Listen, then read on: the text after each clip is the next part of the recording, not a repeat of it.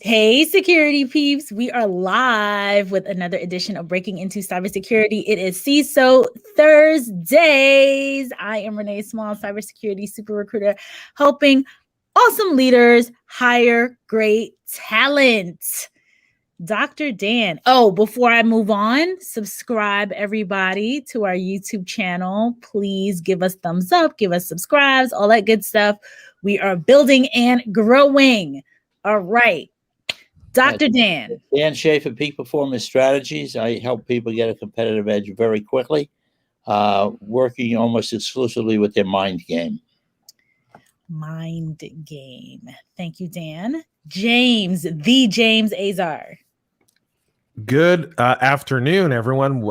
It's so awesome to be on CISO Thursdays. I'm so excited. So much fun.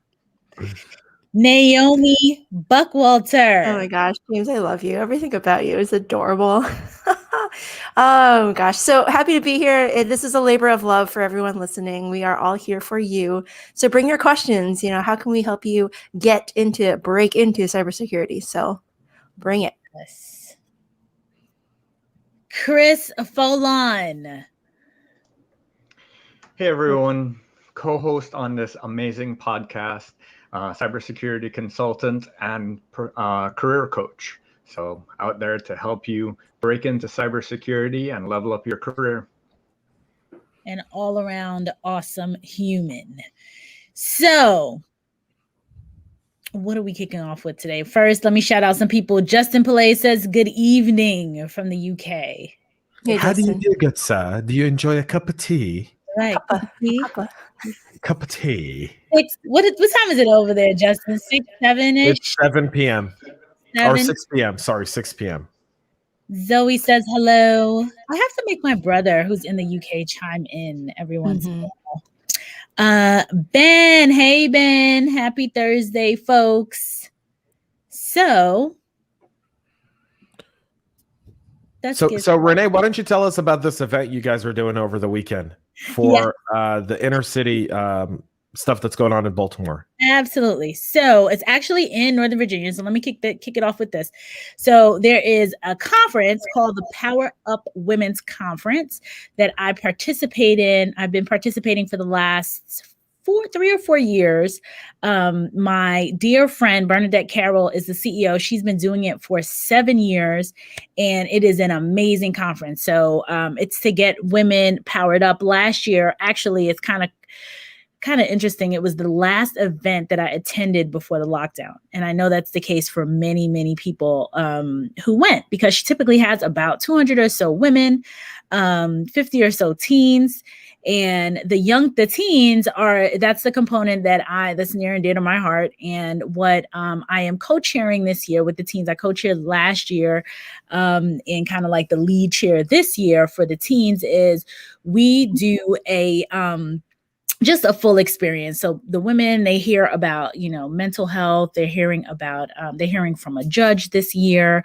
A couple years ago, they had Aunt Viv from the Fresh Prince of Bel-Air. She was one of the keynotes.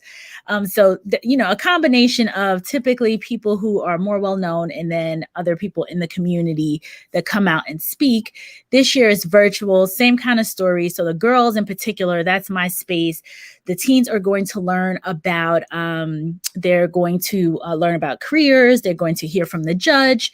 Last year, they actually heard about human trafficking and, what to be aware of. So we kind of pepper it. We make sure that we do a combination of fun and interesting things as well as serious topics and helping them build, obviously, as the cyber career, cybersecurity super recruiter, they're always peppered in with cyber careers. So they're going to hear about and learn about cyber careers. Like I was sharing with James earlier, and we talked about it, I've been talking about it for the last couple of years. A lot of these young women are from disenfranchised communities. So this is out of Northern Virginia.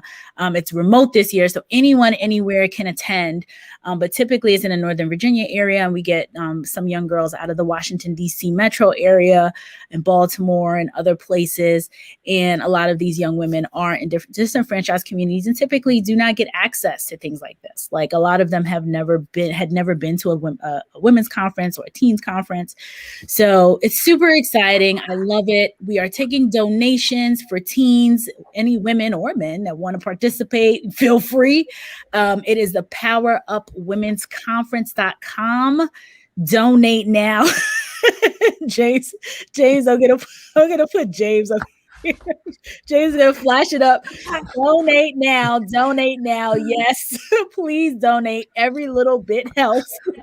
Some low budget marketing right there. It's so low budget, but it works. Hey, this is grassroots, all right? This is grassroots. Listen, it works. It's the truth. It's the God's honest truth.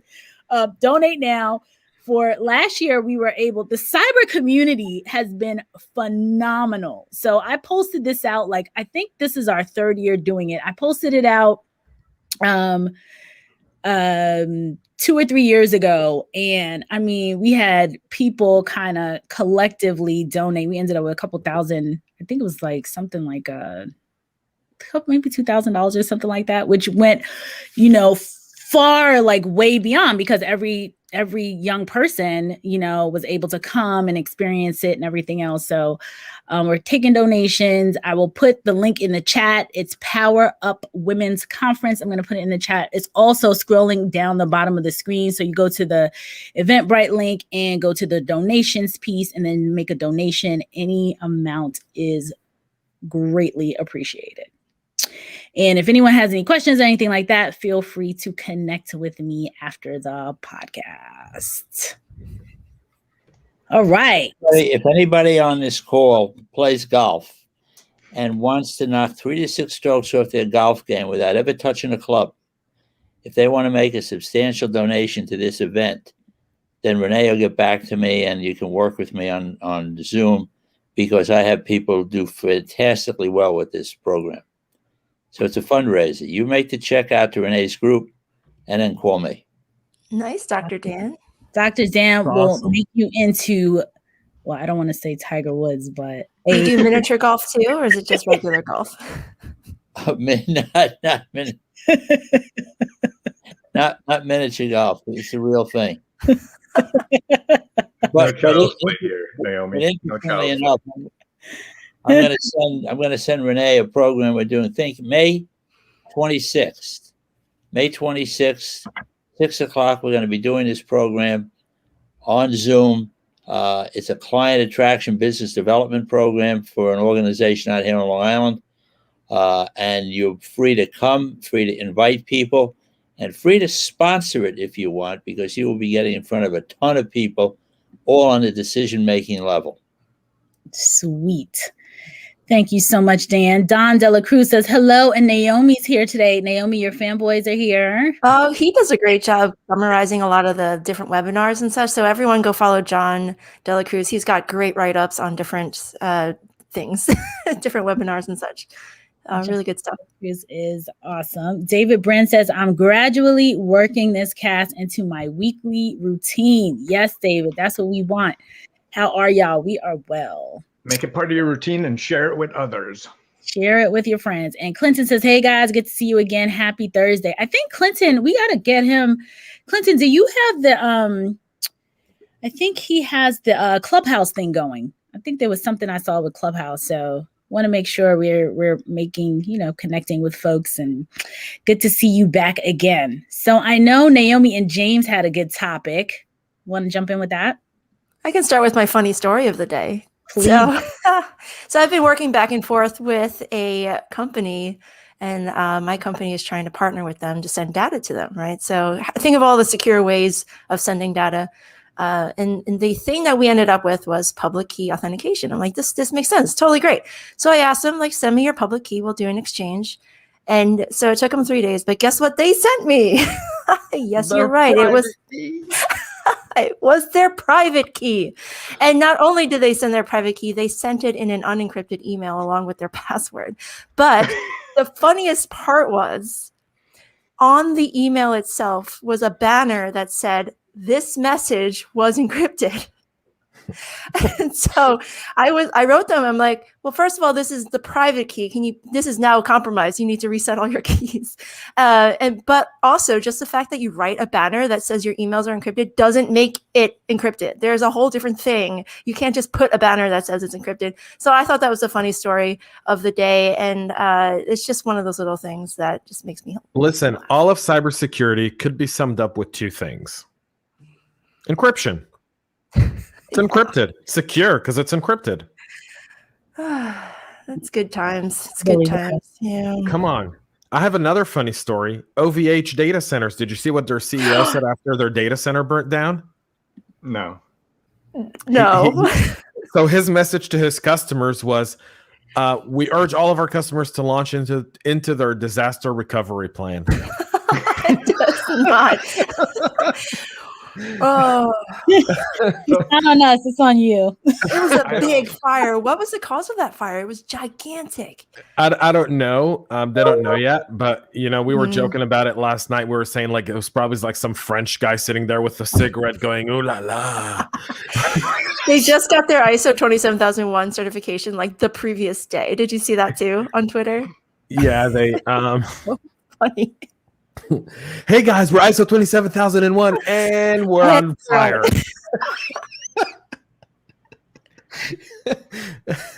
My post this morning kind of ties into all the dumpster fires that are happening, and what it suggests is for those that are looking to get into cybersecurity, pick one of the amazing incidents that happen every single day in cybersecurity, summarize it, and provide your insights so that hiring managers can see how you think, how you approach a problem, and then that way you can get their attention.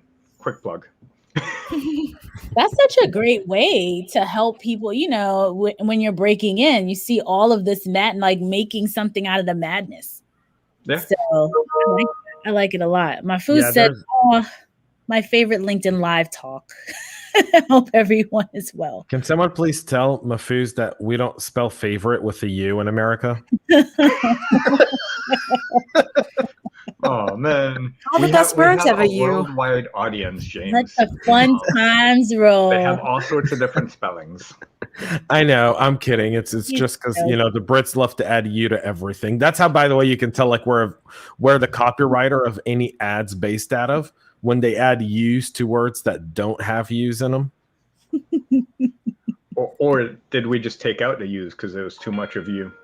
It was part of the American Revolution. Like, we're leaving you, King, and we're taking out all the U's. That's it. U's out. Take the U out of UK. That's why this is so much fun. Carmen says disaster. Oh, it's been a year since COVID. I wrote a post about this 1 year ago. I'm like, hey, COVID is happening. Brush off your disaster recovery plans because it's happening. Right. But that was for a pandemic, not a fire in the data center. It's the same thing. You're going to be away from your office. You're not going to have a lot of access to things, so what are you going to do? What are you going to do? I wonder, that's a good point, is that you should actually go through all of your DR plans on a regular basis and make sure that they're fully functional and that you can restore your data. And if you only have it stored in one place, that's not OVH good. Cloud. Never good. Especially if the data center goes on fire. Spectacular fire. Puts the disaster into disaster recovery. The funniest meme I saw about the OVH data center thing was people's information is now really in the cloud.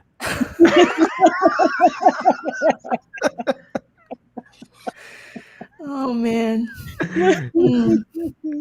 Oh, my God. Zoe says we're literally leaving you.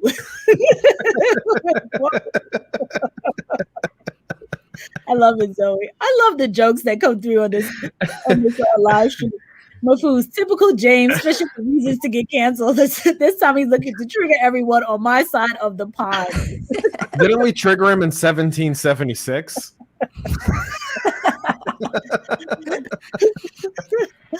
OMG. So you want to talk about deterrence? Yeah. Go for it. So Microsoft Exchange, SolarWinds, everyone keeps rehashing it. My LinkedIn feed's filled with vendors who say, if only. But how about we go into and actually deal with the fact that we have nation states attacking private corporations. And if this wasn't in the cyber realm, and let's say this was a actual, 007 old James Bond kind of flick where someone walks into a building and tries to steal the IP, the FBI would be waiting outside. So the deterrence there is don't do it because you're going to go to jail. But here with nation states, we have literally no deterrence. So where do we start with that? And, we've been talking a lot about that over the last 24 hours, but I think it's time we really kind of bring it out in a way where what are some actionable steps, and declaration of war is not one of them. I think first you have to ensure beyond all reasonable doubt that an action was executed by the person that you're blaming. And that takes time. And unfortunately, with the forensics that's needed and the investigation that's needed, the amount of time between action and response can be anywhere from 1 to 3 months, depending on how much evidence is available and how good they were at evading or casting red flags for false flag operations to try to pin it on others.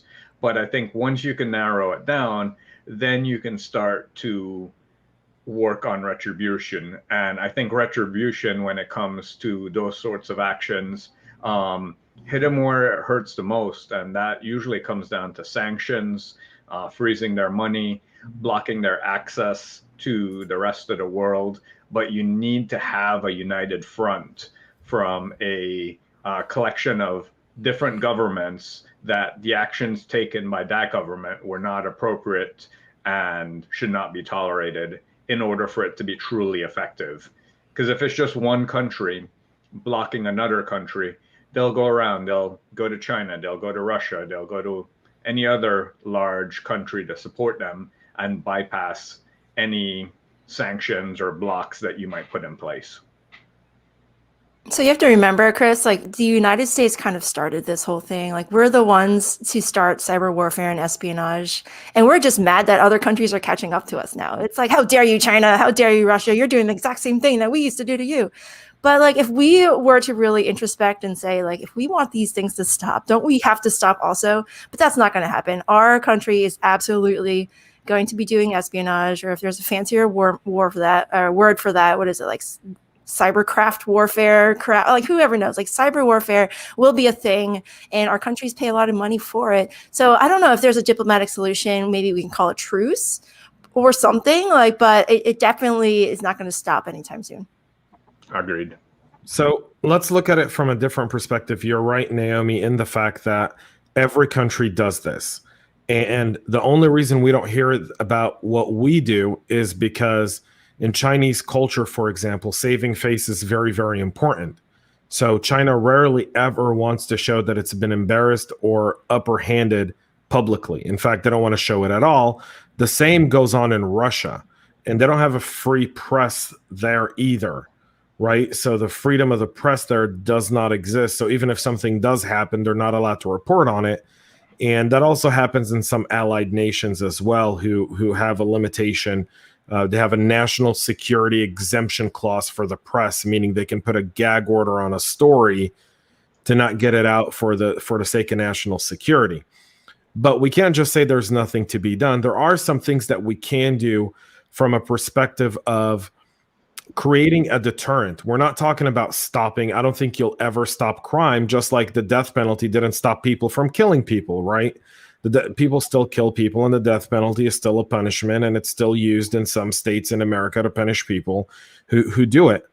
But the death penalty did do one thing. It made you think twice or three times over before actually killing someone. So it did reduce the murder rate in that aspect, and also the improvement of police did the same as well. Now, we're not going to get into the policing talk. That's not what I'm trying to compare it to, because I know that's a sensitive topic. But when we look at it from a cyber perspective, we need to start adjusting a little bit to the reality that we live in a digital world. and that we need to create some level of deterrence to essentially create a thought process, a strategic thought process for a nation state before they do an attack on America as to what kind of attack they do. So whether they poke through, a critical infrastructure or a government facility or a corporation, there's aspects to that we need to address. And part of that could go back to what Chris was saying earlier. I don't know if it's sanctions. I don't know if it's limitation of trade. One way a government could always change behavior is say, anytime, China or Russia or anyone does something like this, we're going to hit their tariffs with 50%. We're going to hit them with a 50% tariff on all imports, or we're going to limit our exports to that nation, essentially, and try to play around with it from a population standpoint and a business standpoint, meaning altering the way business works in those specific countries. The problem I see with that, especially with if you're operating at the nation state level when it comes to the United States, Russia, China, is outside of the United States, the internet is almost centralized on the US. Now you have Russia and China that are developing their own almost independent internet system, which is one of the ways that they can use to control the information being disseminated within their borders. And they've actually tested both China and Russia cutting off the rest of the world. The problem is once you start going down that route, then you lose the democratization of information, and each country will end up with their own section of the internet. And that only works to hurt the people in those countries, because when you have dictatorships that are going to be overly aggressive on controlling information, and they now have the ability to cordon off the quote unquote internet to their country, then you really limit what information people have access to. And I think that's a really slippery slope to go down. So go ahead, Renee. I'm sorry. No, I'm just going to, a couple comments in here. Ben saying we definitely should not start with hacking back. And Mafusa's comment, deterrence against cyber threats is such a unique topic. Throughout thousands of years of human history, deterrence for committing crimes was tied directly to getting caught and being punished.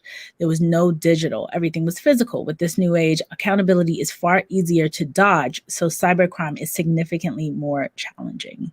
Yeah, and China already put out notice that they were not a part of Hafnium. They're like, that was definitely not us. And meanwhile, everyone's like, in cyber intelligence, they're like, well, So you're going to have that. Back to Chris's point, like, who's going to say that they did this? Pretty much nobody.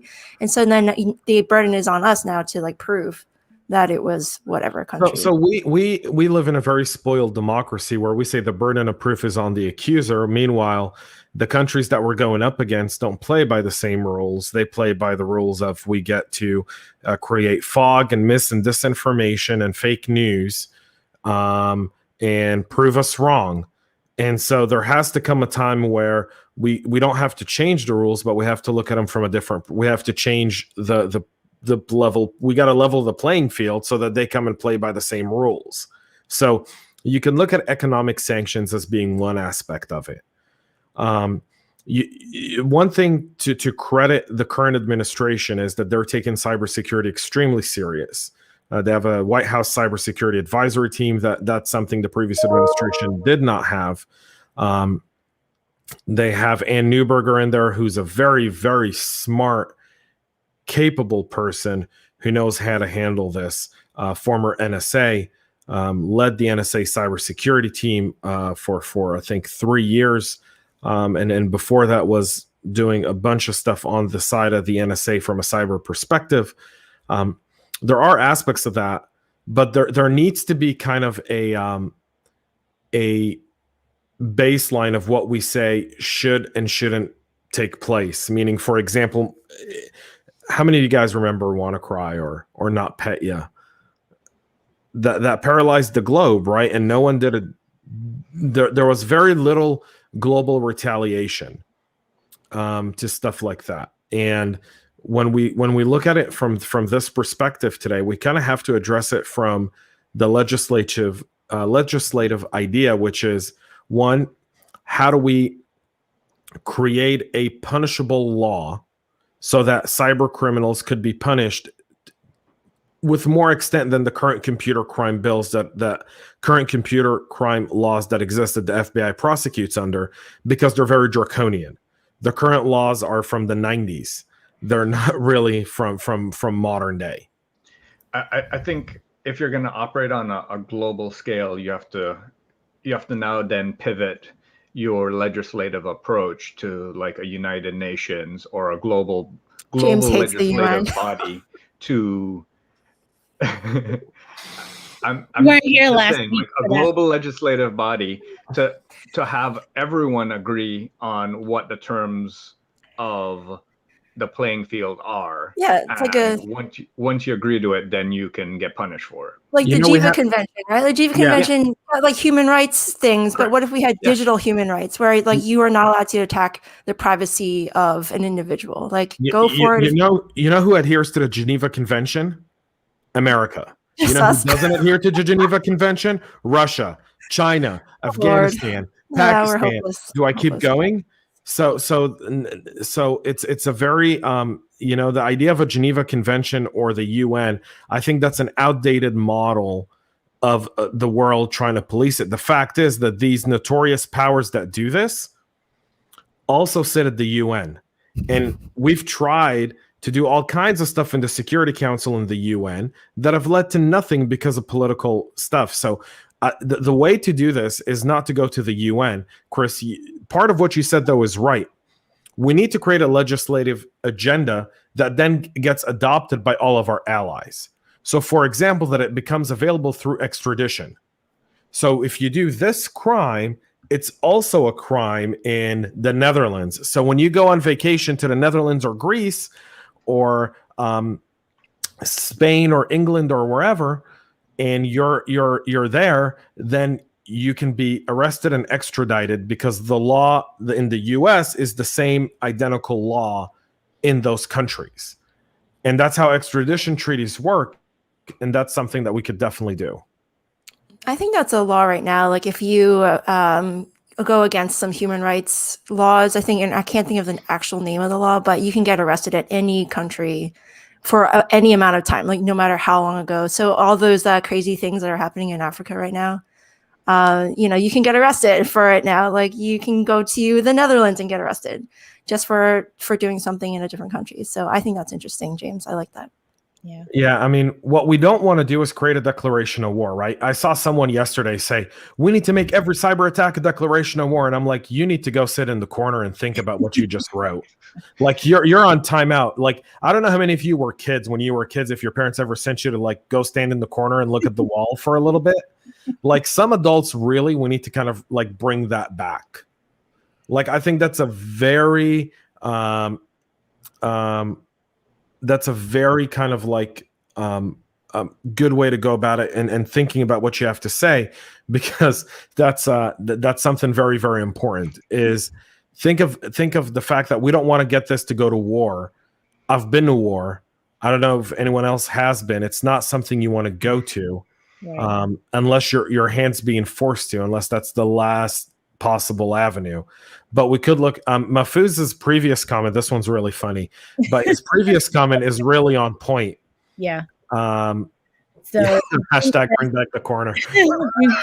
Mahfouz said bring back the corner. We totally need it. And he says, Dr. Dan quietly observing the talk while James goes full politician again.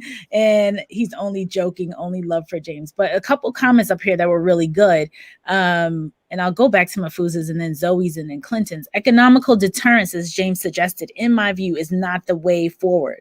The people and businesses who will be affected by tariffs and trade embargoes are not the ones who execute the cyber crimes. Nation states, especially those with autocratic governments, won't mind the economic hits their people take in response to their state-sponsored cybercrime.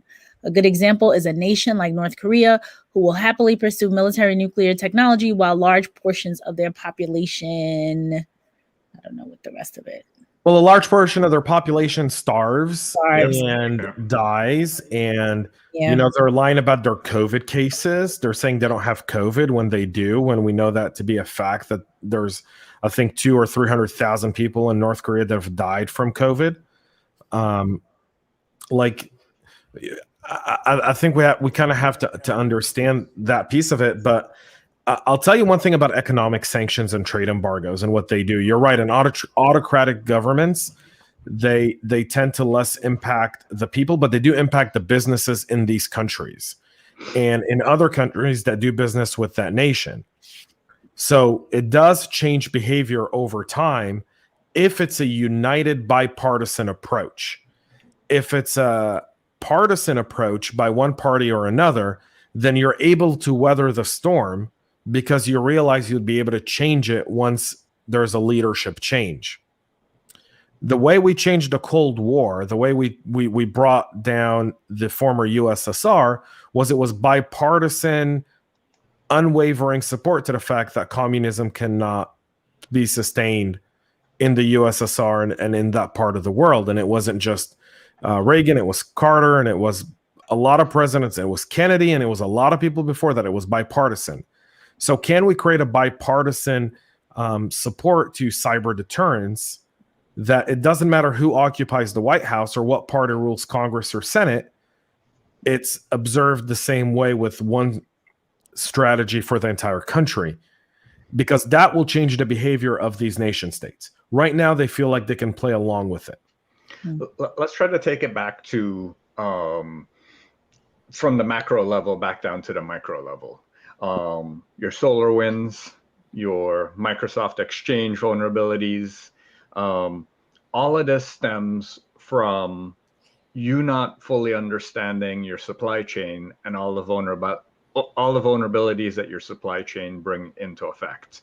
And I think for too long, especially the larger companies and definitely the small, medium-sized companies, they have no insight into the true nature of their supply chain risk.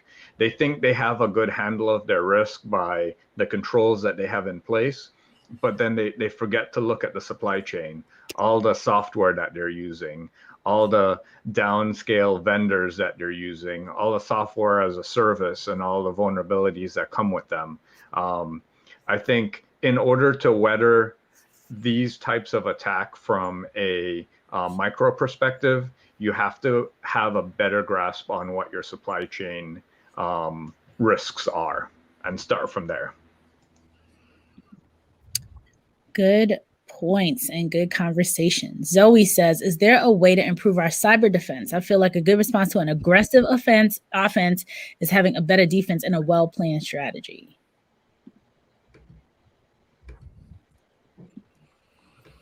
Naomi?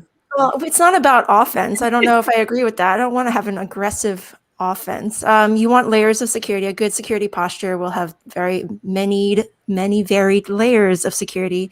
So you always have your technical controls, your administrative controls, your personnel controls. So everyone has to do security, not just the security team. And as an aside, I find this interesting. Like, security people only have jobs because there are active threats, like nation state actors. Like, it's so ironic to me that we want them to stop, and in the same time we're like, oh, but don't stop because otherwise I won't have a job. Like, yeah, well, I in a nation state, there's always going to be other cyber criminals and of course, mischievous things happening, but they are less rampant than the nation states. And nation states are the ones creating all those cool zero-day tools. So we want to, be a little careful there. So I want nations. I want to level the playing field, right? Right now it's a David versus Goliath fight, and Goliath is winning. Okay, I mean that's what it is. You want to be able to fight this fight fairly. See you, Chris. You want to be able to fight this fight fairly. And you want to be able to have a standing chance. I think, Naomi, we're all not. I think many of the cyber people go, I wish attacks would stop. That doesn't mean you'll be out of a job. I think it's just like if there was no crime, you'd still want police because there's still other things that are needed. there's a different aspect to that, which is from a 0-day perspective and a software perspective, we're always going to have software with vulnerabilities. Unless we find a way to address that at the core level, security by design, and we master security by design, then maybe then we'll be able to reduce the amount of vulnerabilities that exist. But at the end of the day, what's going on right now is just part of a development life cycle where business is trying to quickly get business needs. And the development folks are just trying to meet their goals and do their job. And security is playing catch up, right? So think of like, David versus Goliath, and Goliath is all armored up, ready to go. And David's like in his like little like cloth, thing covering his lower body, right? Onesie, yeah. Right, yeah. And then there's the security guy chasing David, going like, "You need to put on armor, sir." And he's like, "We don't have time. The battle is now." And you're like, "Put on armor." And he's like, "No, the battle is now." And that's literally where we're at right now. And I think that's one of the challenges that we have to look at from a security perspective. Is how do we address that? And the conversations we need to have are different. And I think that conversation goes back to the executive team and the board level. And we need to change now. After SolarWinds and Microsoft, the time has come for CISOs to really take that leadership position, and anyone in security, anywhere, and have the conversation that says, we are dealing with inherently flawed software that we can't fix today or tomorrow, that we don't have the resources nor the funding to go searching for 0 days and fix them. Because even if we find it, if we're not the vendor of it, we still can't fix it. Now we can either turn it off, and then we have to understand, thus, is turning it off even doable for the business or not? And for a lot of people who tune in to listen to Breaking Into Cyber, right? I mean, I think this is a really important conversation to have. And I think going into a job interview or even looking at this from this kind of a 40,000 foot perspective and not really getting into the specifics is important, because if you understand that, you've got a maturity level that helps a CISO, help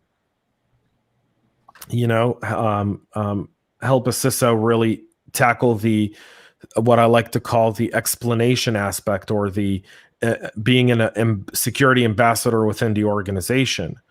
And it's a talk that we need to have. I know Naomi talks about it a little bit, but when we talk about breaking into cyber, this is beyond your technical skills. It's also the idea of how do you explain it about. And I'll tell you, the conversations I've been having since SolarWinds, right, has all been on, we are not even at the tip of the iceberg. I was like, we're the Titanic. We're going towards the iceberg. We see the darn iceberg. We know it's about to come. And there's nothing we can do to stop it. And I'm not trying to be a pessimist here, right? Like, I know I'm typically like a pessimist, and people go like, James, you were an optimist last week. What happened? And I was like, the sun shined. And today it's not all gloomy. The sun is still shining, and I'm still but I'm being realistic in terms of how we need to explain this to the executive team and the board, because the risks that are out there are legitimate. I mean, what's interesting about this conversation is it feels like it's the same conversation over and over, though. Like we how long is this gonna? How long is it gonna go on? How bad does it have to get? Well, here's where I think can change. We don't have this conversation, but security vendors right now, if you're in the security vendor space, your mission is to secure organizations, whatever layer of the tech stack you're in. There's plenty of security vendors, right? But what I don't see are a lot of security vendors that share information or give away free software or teach a lot. Like, yes, they have webinars, but it's very salesy. Like, what I want to see more is security vendors step up your game. Give us some free stuff so we can protect our things. Like, you're asking, I just got a quote for a vulnerability management system, 60 grand, and that was discounted for like 200 machines. And I was like, are you kidding me? That's ridiculous. Like, how are we ever gonna, that's dumb. So what I want to see more is the security vendors reaching out to the communities they're supposed to be serving and giving us the help that we so desperately need. Like, you have a great tool or a great implementation, great. Show us, give it to us. Like, you can have a community version We used to do this back in the day, but like give us something that we can use, that we can all have, and maybe we'll pay for upgrades. Who knows? But that's what I want to see. We don't have that enough. Yeah. Yeah, I agree with what you say. Naomi, something very interesting. Last year, I did a podcast with Mike Marksman. He's the CISO for San Francisco, the city and the county. And one of our ideas, which is now actually in fruition, and we're going to be doing a whole show on it, Naomi, and you should come on that show too, is the city CISO kind of union. Not a union, but more of like a group of city and county CISOs, where how do we take very technologically advanced cities and counties with very big companies, and then how do we create some level of cybersecurity knowledge base and tool set from those big companies? So maybe not necessarily the cybersecurity vendors, but let's say, for example, I'm in San Francisco. Well, you've got Salesforce and Facebook and LinkedIn and Twitter and Silicon Valley and Apple and Google and all these companies. Well, why can't they put together essentially a type of security stack that helps businesses in those areas, right? That's free if you're a company within that county, right? So you encourage more businesses to come and open in that county. So you're driving more economic development. You're bringing more talent. So that kind of goes downstream to everyone. And then how do you kind of ship that out to everyone else? That's one way of doing it. That's something awesome that we can do. And that's kind of goes into what you're saying, Naomi, which is, I don't know that cybersecurity vendors who take investor money or a publicly traded company, they kind of have board members and investors that they have to worry about. I think we expect a little bit too much from them, but they do have bigger customers, and those bigger customers can't afford to create with them in partnership a type of really cool solution that's free to support an ecosystem that translates that security over. But I think to add to what Naomi was saying earlier, a number of companies before they became the huge, companies that they are, I think they did do this. Like they provided, it was almost like Zoe says, do it like the video games, make it free to play and then pay for the battle pass. So some of these organizations, I'm trying to think of which one, or a couple of them, they do give like a little bit, and then it hooks you, and then you want to purchase the 60,000 potentially because you see how good it is. Mm-hmm. So yeah, I mean, isn't that just the pipeline everyone keeps thinking about instead of cold calls for sales? Just like here's a free thing. Yeah, like that would totally the pink. Yeah, I know. So I don't want to turn this into a CISO conversation, Naomi, but I know a lot of CISOs that when they get an email with the word free on it, it ends up in spam and they never look at it again. That is true. No, I want to be able to do my own free stuff. Like, give me a free SDK that I can integrate with my code base. I'll check it out. But whatever, like, get off my back, sales team. I want to try this myself. I anticipate another hot takes LinkedIn message from Naomi coming up soon. She's on fire today. So Clinton says, WannaCry was a very unique experiment to test, quote unquote, the waters to see how the world would respond. And based on that and lack of firm response, we see other serious attacks coming on the scene. Clinton nailed it. Boop. Done. Leadership test failed. Yep. Leadership test, global leadership test failed. Totally. David Brin, cyber combat gives nuclear level impact to players that previously hadn't had the weapons or power to break out the deterrence we relied on in the Cold War. We haven't been expecting the types of attacks to this point because they weren't threats previously. We have to shift our mindset to take into account attacks we wouldn't expect in the past. CISA, FBI, NSA, DOD have been warning about this since 2010. There's been stuff that goes out there. The problem is we elect. Go ahead and say it, James. Go ahead and say it. We elect. You can translate that to any word you'd like. Oh, Lord. People with liberal arts degrees. We elect people with liberal arts degrees, right? Because I haven't, 44 minutes in today. That's twice in a row that I've waited 40 minutes to bring up liberal arts. I did it. I brought it up for you. Right? Constraint. So it's people with liberal arts degree that think that if we just ignore it, it'll go away. And you're like, I'm gonna smack you twice. If I smack you, will you think that'll go away? Mafu says James should hire someone to make cybersecurity comics from his ideas. First one can be Armored Goliath versus David in a onesie. So I'll be the pessimistic one here now, James and Renee. And so I don't think anything will change, honestly, until people start dying. You know, we had that poor lady in Germany who had the ransomware in the hospital she was in, and before she could get transferred, she died right there on the ambulance or whatever it was. So I think if that happened more, I think our politicians would wake up and say we need to have something changed, because right now we just had a global pandemic. And no one's doing anything about it. Yeah. And we had a global pandemic where people were actually dying. There were attacks on hospitals. A lot of hospitals went offline. A lot of equipment was unavailable during this pandemic, and no one did a damn thing about it. No one did a damn thing about it because it's not top of mind. So I want to offer a solution. And maybe Naomi and maybe everyone here, I was planning on doing a post on this because I did it on the show last night. And I was going to create a document that we were going to write to 3 very important allies we have in Washington, D.C. John Katko out of New York, Mark Warner out of Virginia, and Marco Rubio out of Florida. Okay? These are 3 cybersecurity allies and warriors. Even Representative Ro Kahana out of California is an ally when it comes to this kind of stuff. Okay? And start a movement to get them to create bills, to write a draft of a bill that will go to committee. And even if it dies in committee, I don't care. Let's get this bill on the books, and get it in draft version to create a cybersecurity deterrent. One of the things I saw this morning, which was really funny, I laughed it off, which was a bunch of congressmen are now writing a bill to allow you as an American to sue a foreign government for a cyber attack that causes you any harm. I look forward to the day where anyone can prove any harm from a cyber attack as an individual.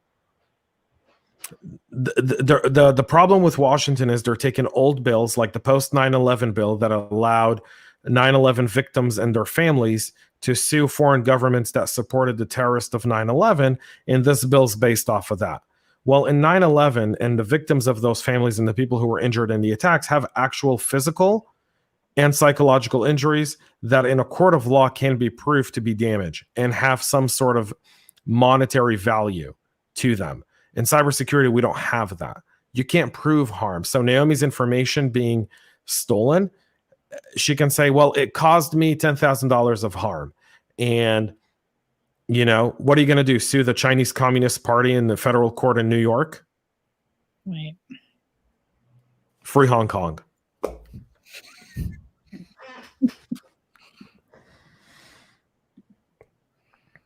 Jimmy says, good morning. Good morning. Ron says, education institutions need to start embracing and teaching security. Yep. Yes, they do. Mahfouz, on Naomi talking about security vendors, what do you guys think about governments purchasing or developing tools and vulnerability management softwares and distributing these to all businesses to which the software is relevant? Is this done already? If not, could it be done? So the government would purchase licenses and they would just give it away like candy. You know what? They could have done that when the $1.9 trillion bill that just passed. How many hamsters are on the wheel there? You know what? I'm still doing the research on that one, but yeah, there's probably a good $100 billion in there that's just lizards. Right. Yeah, Lizards. I love that idea. On treadmills. Lizards. So, but there, I can see there being so much like nepotism and backdoor dealing with the government and be like, hey, you know, let's give away these free licenses to Qualys. And then Qualys would be like making big buck, you know, and meanwhile, their software sucks. What about you? Like, I look at this as being so Naomi may not like me for what I'm about to say, but I'm going to take Mahfouz's idea and instead of government, switch it to business and universities. So what if businesses and universities partner together to create some sort of open source product base that's available to anyone to use? And small businesses could get access to local universities with potential cybersecurity talent, students who are trying to study for cyber, to help them implement some of that free of charge in their business. Now, people hate the word free here, I know, but it's a way for the student to get hands-on experience of implementing security in a non-complex environment of a small business. So it helps their resume. And number two, it creates a level of joint security. So now that student will always have a relationship. And if they decided to start a business after finishing school because they go, I don't want to go work somewhere, now they've got a small business clientele group that they can actually support from a cybersecurity perspective that would encourage entrepreneurship. To also answer the question that Mahfouz had, the Israeli government has some open source tools. They actually partnered with the telecom companies to create a specific router that's manufactured in Israel for small businesses to block illicit internet traffic at that level. So it's essentially a router, and it's really funny. And they hired Israel's top song artist, like one of the top singers in Israel, and he did a whole music video on it and a song. It was really funny. And so and Israel does something like that now, but I don't know of any other governments that do.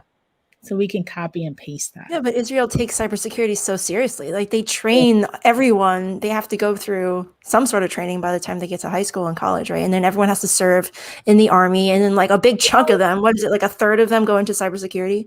So they're doing something right, clearly. People think that 8,200 is like 15 people. And I'm like, 8,200 is more like 50,000. That's why every cybersecurity vendor is like, about us is like, we were former 8,200s. And you're like, like every time a vendor reaches out to me and they go, we're Israelis. I'm like, are you guys former 8,200? They go, yes. I'm like, like a little part of me just giggles. Clinton says, I think strong leadership, firm actions, and the will to be realistic and balanced is how we approach and deal with cyber threats is important. This requires leadership from all parts of the ecosystem. The point about the security vendor that Naomi points out is a good point, but capitalism always thumps what really needs to be done. There are too many lobbyists and hidden ties that restrict what leaders and people with power can do. It's like playing politics all over. So Naomi's point. Yeah, we need like a mission statement for humanity. And here's where I'm really thinking this would actually work. But if we had like aliens attack us, we would finally be on the same team. Like all the humans would be like, yes, we have a common enemy. Let's fight that instead of each other. Independence Day all over again. We do. We need aliens. How many times have you seen Independence Day? Like 100. I love that movie.